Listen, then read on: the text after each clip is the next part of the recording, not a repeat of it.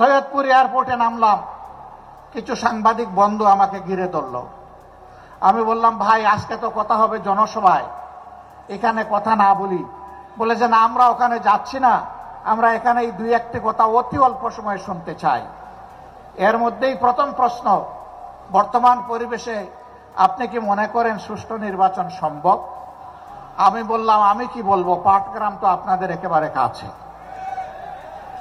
পাটগ্রামে কি হচ্ছে কি হয়েছে আপনারা দেখতে পাচ্ছেন। আর শুধু পাটগ্রাম নয়, সারা বাংলাদেশকে এখন পাটগ্রাম বানিয়ে ফেলছে একদল লোক। এই অবস্থায় সুষ্ঠু নির্বাচনের কল্পনাও করা যায় না। সুষ্ঠু নির্বাচনের জন্য কতগুলো মৌলিক সংস্কার অবশ্যই করতে হবে।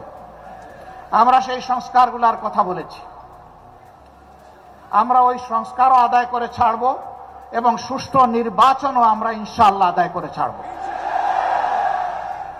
কেউ যদি আওয়ামী ফ্যাসিবাদ আমলের নির্বাচনের স্বপ্ন দেখে থাকেন, আমরা বলবো মহান আল্লাহর সাহায্যে আমরা সেই স্বপ্নকে দুঃস্বপ্নে পরিণত করব ইনশাআল্লাহ।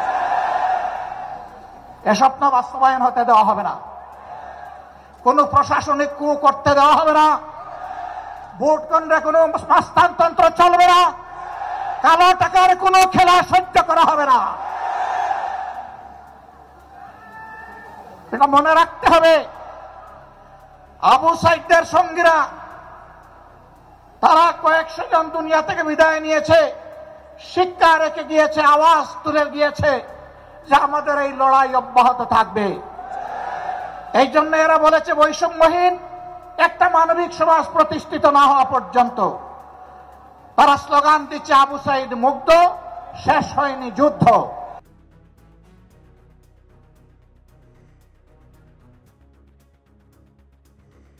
জায়গায় জায়গায় আমরা দেখছি, সাংবাদিক বন্ধু দ্বিতীয় প্রশ্ন করেছিল, দেশে বিভিন্ন মব হচ্ছে, আপনারা এগুলা সমর্থন করেন কিনা? আমরা বলছি মব কোন নতুন কালচার নয় বাংলাদেশে। 72 সাল থেকে এই মব চলছে। 72 সালে স্বাধীন বাংলাদেশে নারীদের স্তন কেটে মালা বানিয়ে গলায় পড়েছে এমন কুলাঙ্গার এখনো বাংলাদেশে জীবিত আছে। সে নারী যেই হোক, সে আমার মা, সে আমার বোন, সে আমার মেয়ে, তার স্তন কাটা তো দূরের কথা, তার ইজ্জতে হাত দেওয়ার অধিকার আমার আল্লাহ কাউকে দান করেননি। সেগুলা কি মব ছিল না? জীবন্ত মানুষকে কুচিয়ে কুচিয়ে ব্যানর দিয়ে ক্যামেরার সামনে, মুভি ক্যামেরার সামনে হত্যা করা হয়েছে, সেগুলাও মব ছিল। তাই বলে আমরা কি মবকে সমর্থন করব? না, সমর্থন করার প্রশ্নই উঠে না। কোন নাগরিক নিজের হাতে আইন তুলে নেওয়ার এখতিয়ার রাখেন না। রাষ্ট্রের বিদ্যমান আইন, সে যে আইন হোক, সেই আইনের ভিত্তিতেই বিচার হবে যদি কেউ অপরাধ করে থাকে। অপরাধীর বিচার করার দায়িত্ব জনগণের নয়।